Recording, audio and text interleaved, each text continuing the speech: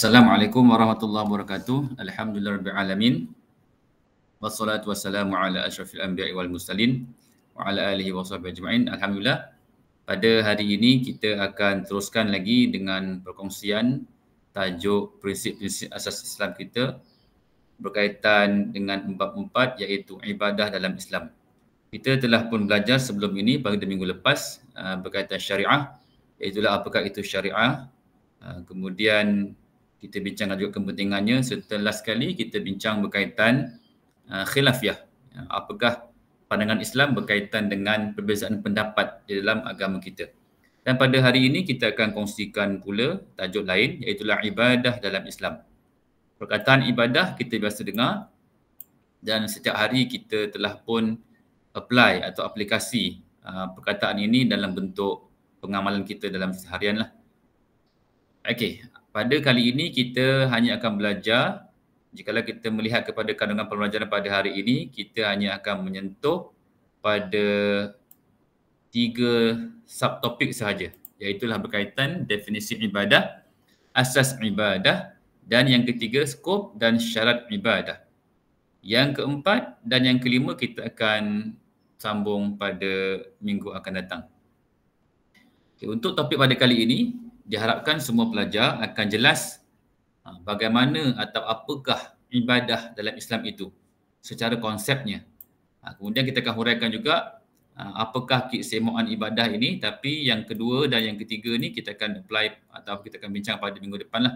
Jadi untuk pada kali ini hanya satu sahaja fokusnya, iaitulah di akhir nanti semua pelajar akan jelaslah konsep ibadah itu apa dia, dari segi definisinya, dari segi asas-asas ibadahnya, skopnya dan syarat-syarat yang perlu ada dalam pengamalan kita supaya akan dikira sebagai ibadah dalam agama Islam kita. Okay, jadi pelajar-pelajar sekalian, jika kita melihat kepada pendahuluan di gambar ini, kita melihat dulu apakah matlamat penciptaan manusia atau kita semua. Kita sedia maklum bahawa Allah Subhanahu Wa Taala ini tidak menjadikan manusia ini sia-sia atau tanpa sebarang tujuan.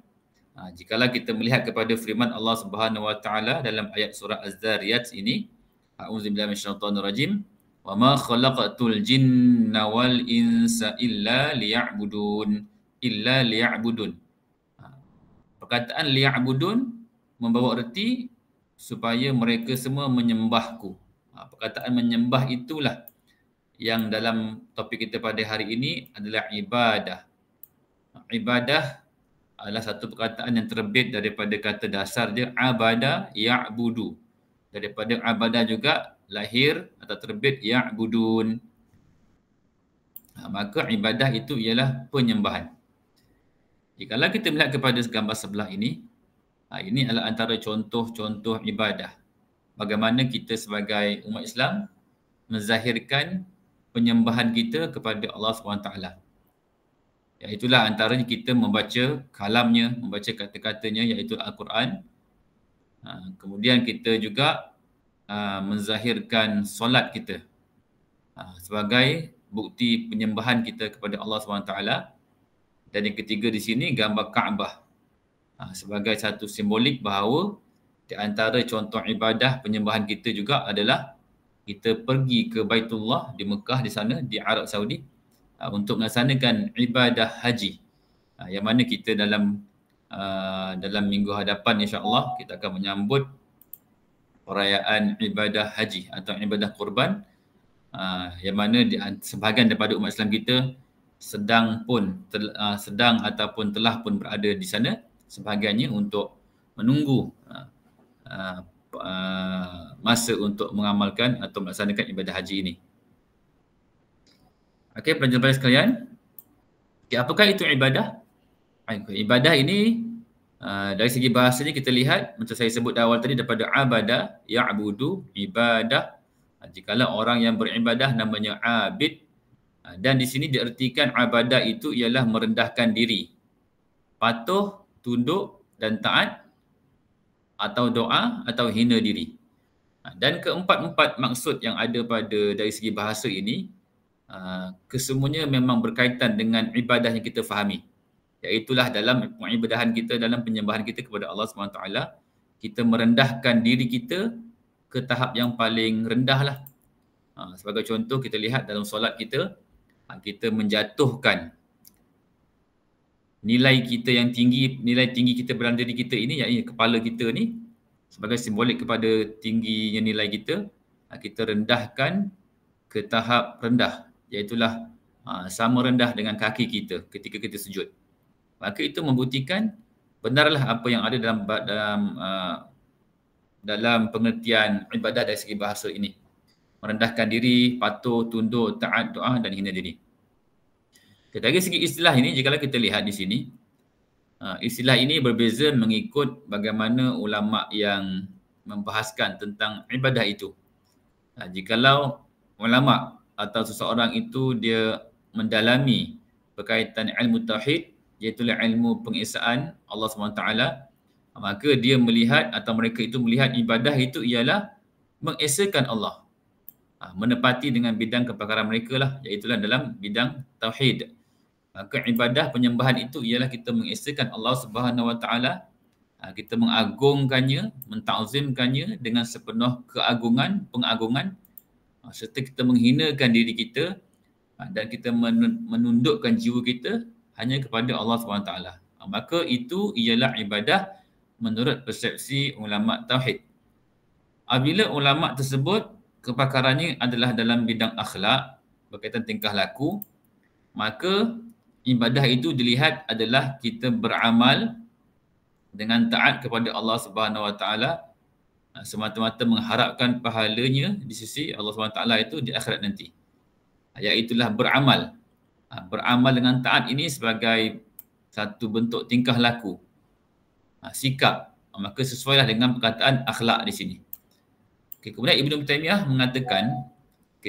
menyatakan ibadah itu adalah sebagai satu usaha untuk kita mendapatkan redha Allah Subhanahu Wa Taala, sama ada percakapan kita, perbuatan kita yang zahir, yang nampak ataupun yang tidak nampak dalam hati kita. Maka di sini kita boleh katakan apa-apa sahaja yang kita lakukan, sama ada perkataan yang kita lafazkan atau perbuatan kita, sama ada perbuatan tersebut menggunakan tangan, kaki, kepala dan sebagainya, ataupun kata-kata di hati kita, di jiwa kita, maka kesemuanya jikalau kita niatkan semata-mata untuk Allah redha, Allah suka, maka itu telah pun menepati maksud ibadah menurut pendapat Ibnu Taimiyah. Okey, ibadah ini dari segi istilah juga, selain daripada tiga yang di sini juga memberi erti tentang ibadah juga. Iaitulah ibadah itu menurut Muhammad Qutb ialah menghambakan diri. Muhammad Qutb sebahagian daripada pemikir Islam juga telah pensyahid, pengarang kitab Tafsir fi Zilalil Quran. Okey, apa kata dia? Iaitulah menghambakan diri hanya kepada Allah Subhanahu Wa Taala dan menerima hukum hakam daripada Allah Subhanahu Wa Taala sebagai satu-satunya dalam urusan hidup kita di dunia dan akhirat. Kemudian kita terus menerus berhubungan, berinteraksi dengan Allah Subhanahu Wa Taala dalam semua keadaan atau dalam semua persoalan kehidupan kita lah. Jikalau kita daripada setiap hari bangun tidur sampailah kita nak tidur semula, ke semua kehidupan kita, kita gantungkan kepada Allah SWT, kita mohon kepadanya, mengharapkan bantuannya dalam apa-apa sahaja keadaan, maka itu juga dikatakan sebahagian daripada maksud ibadah.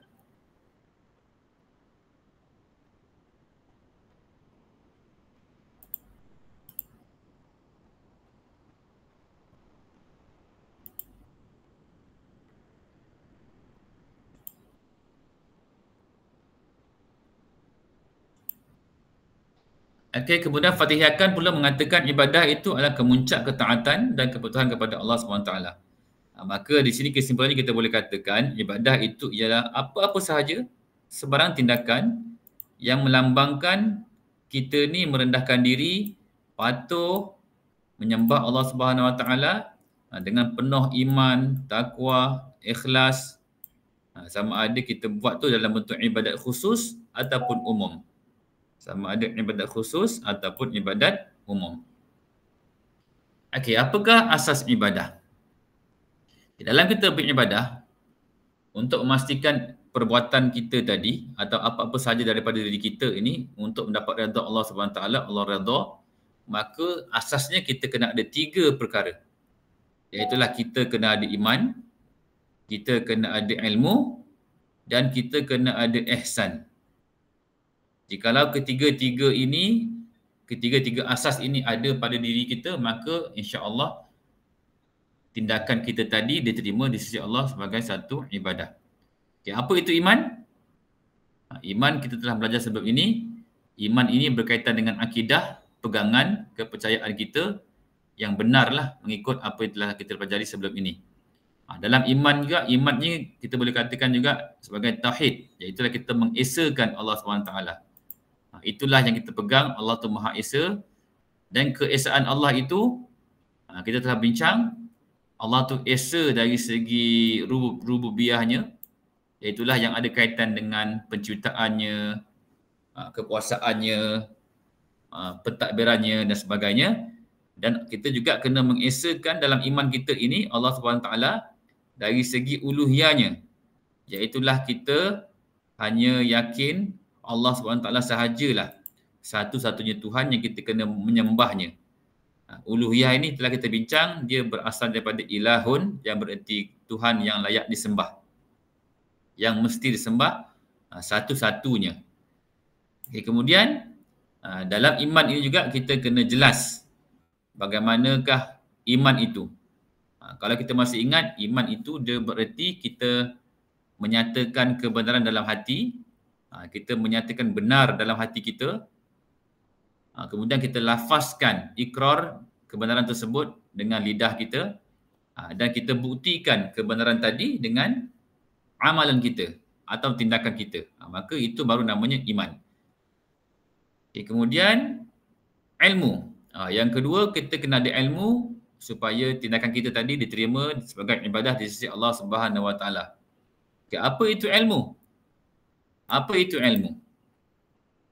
Ilmu ini kita boleh fahami sebagai satu bentuk maklumat atau pengetahuan yang kita yakin dan jelaslah berdasarkan daripada dalil-dalil, bukti-bukti yang sah di sisi Islam kita lah.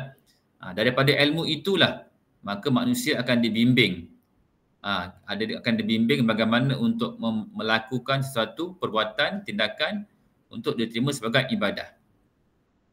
Sebagai contoh, jikalau kita hendak melakukan ibadah solat, maka kita kena ada ilmu tentang solat.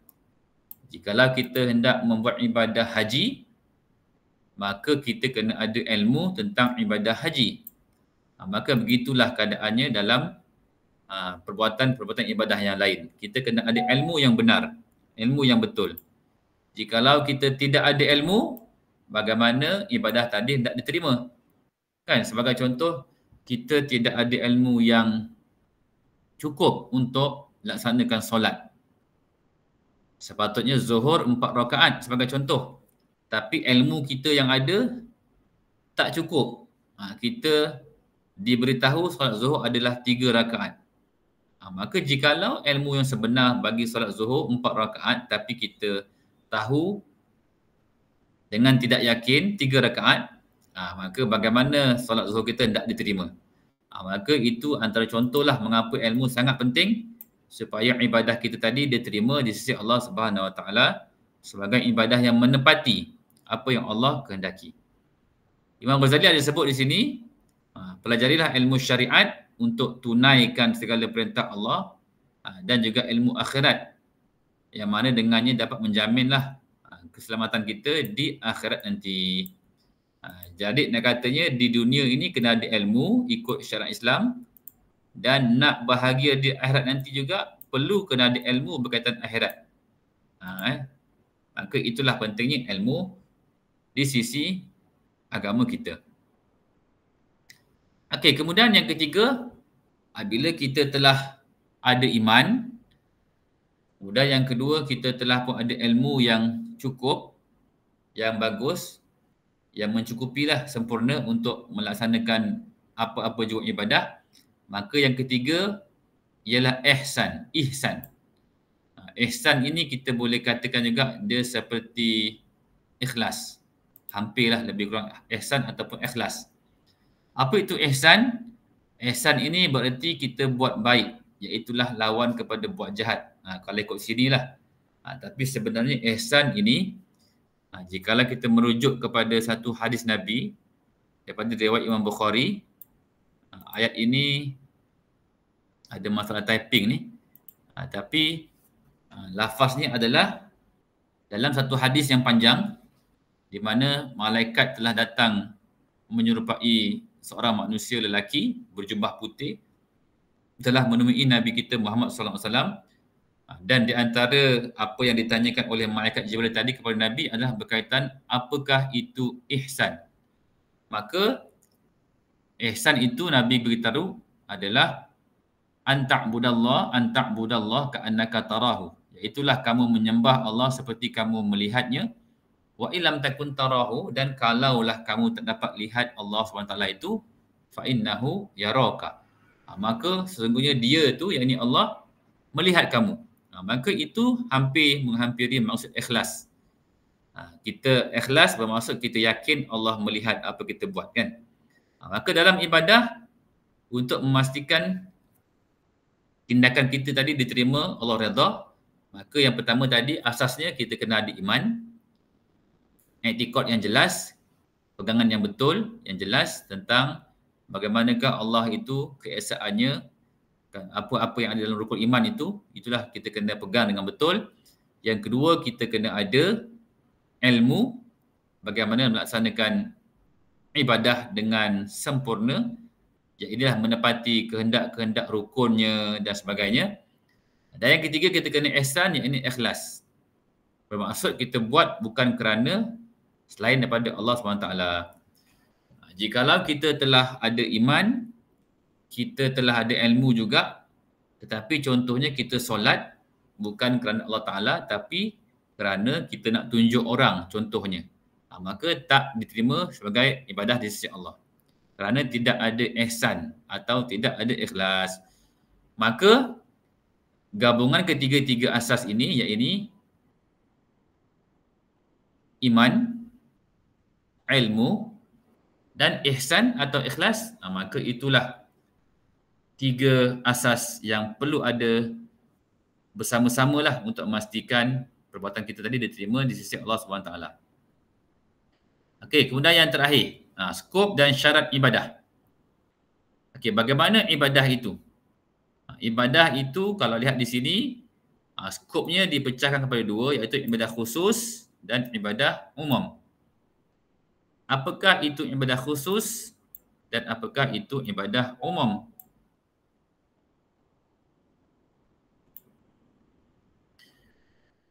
Ibadah khusus ini kita boleh ertikan iaitulah segala amalan yang Allah SWT sebut secara khusus dalam Al-Quran dan hadis. Nak katanya jelas, sebutannya jelas.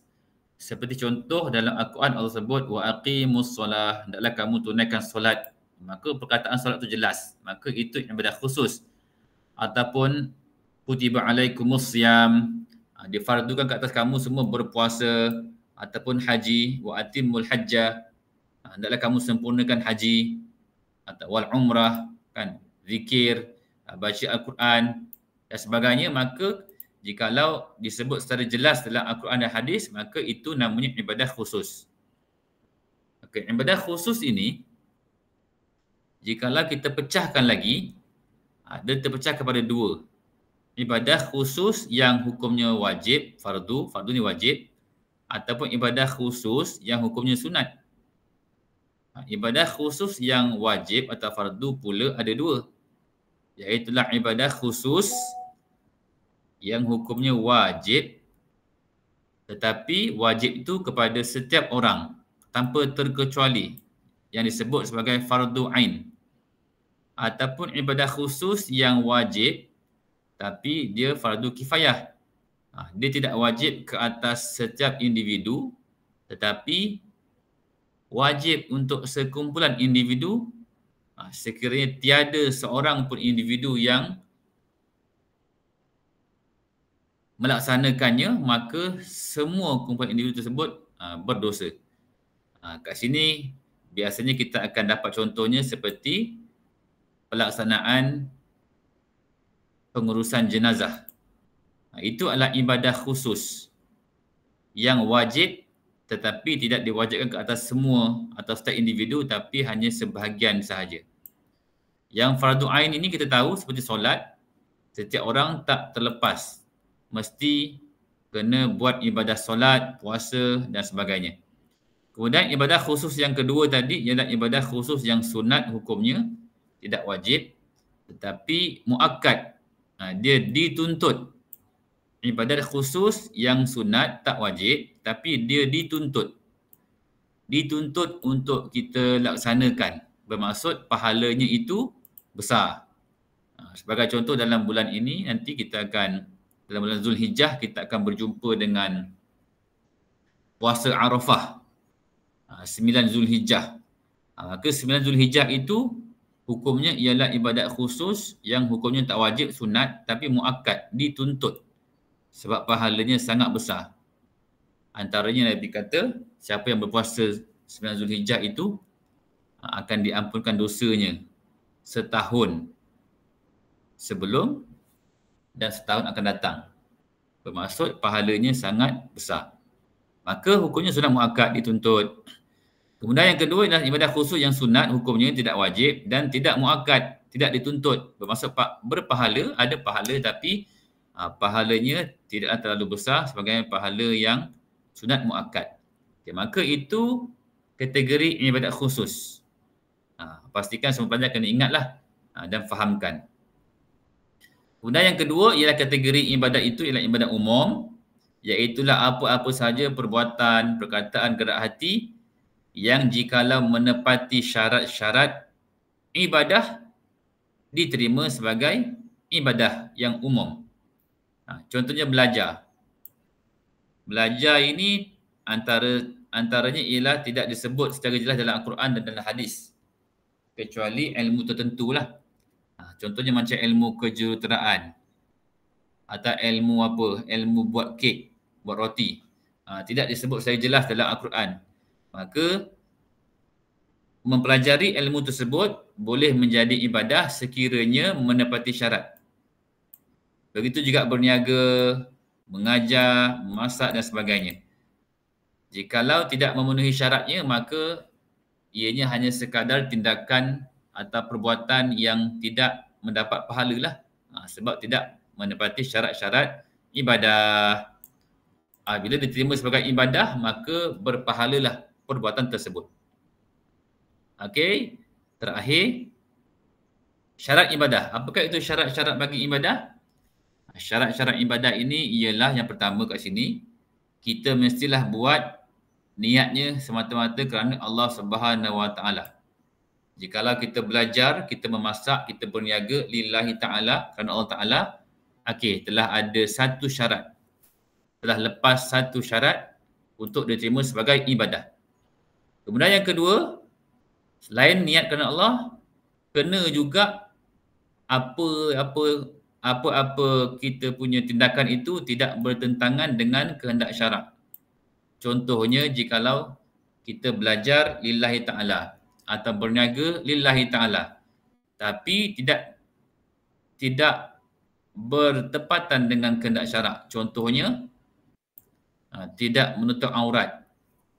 Dan berniaga lillahi ta'ala tapi tidak menutup aurat, membuka aurat kan. Ataupun berlakunya pergaulan bebas antara lelaki dan perempuan ketika berniaga, ketika belajar. Maka syarat kedua tidak lepas. Yang kedua mestilah tidak bertentangan dengan kehendak syarak, menutup aurat, jaga pergaulan, antaranya lah dan lain-lain lagi. Kemudian yang ketiga, hendaklah kita laksanakan tindakan atau perbuatan tersebut dengan bersungguh-sungguh dan sesempurna yang terdaya. Jikalau kita belajar bersungguh-sungguh. Jikalau kita berniaga bersungguh-sungguh. Jikalau kita memasak sungguh-sungguh dan sebagainya. Maka bersungguh-sungguh itu juga sebahagian daripada syarat dalam kita beribadah dan diterima di sisi Allah SWT. Kemudian yang keempat, mestilah tidak melalaikan kewajipan ibadat khusus yang lain. Sebagai contoh, belajar atau berniaga atau bersukan. Lillahi ta'ala betul telah ada. Tidak bertentangan dengan syarak, menutup aurat, menjaga pergaulan bebas pun telah ada. Okey, telah bersungguh-sungguh. Tapi yang keempat, jikalau dia bersukan tapi telah mengabaikan waktu solat. Contohnya dia bersukan bermula daripada sebelum asar pada waktu zuhur itu, pukul 3, jam 3 atau jam 4 belum masuk waktu asar, dan habis sukan sehingga jam 8 malam atau 7.30. Maka dia telah mengabaikan solat asar.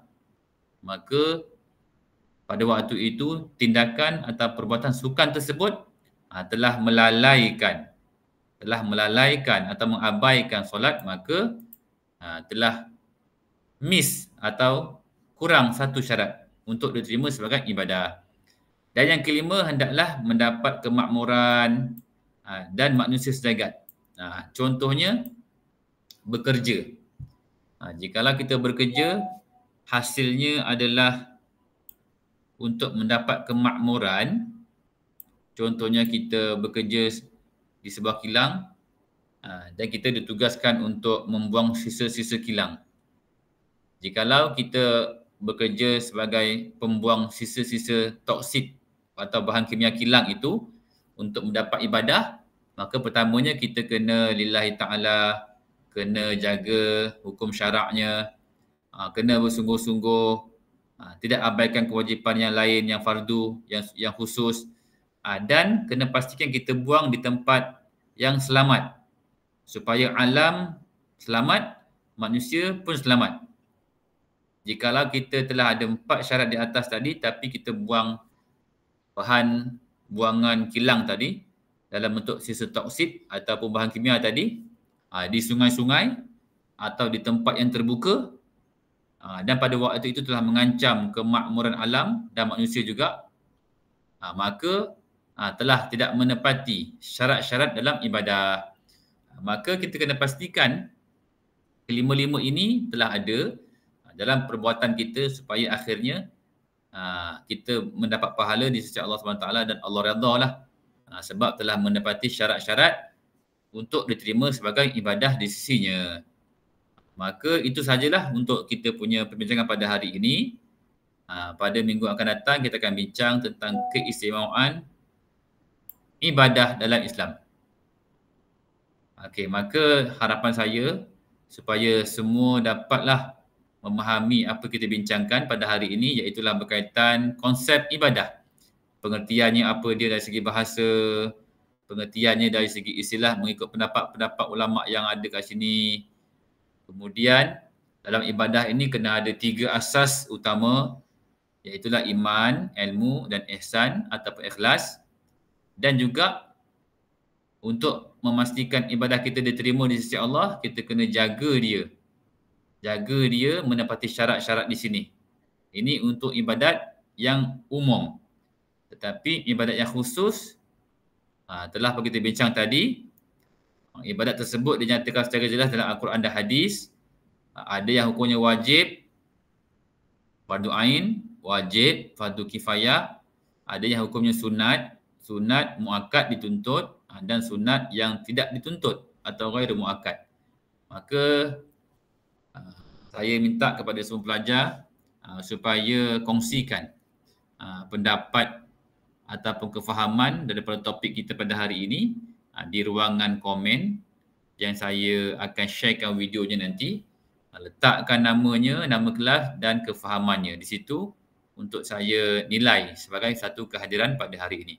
Sekian, Assalamualaikum warahmatullahi wabarakatuh.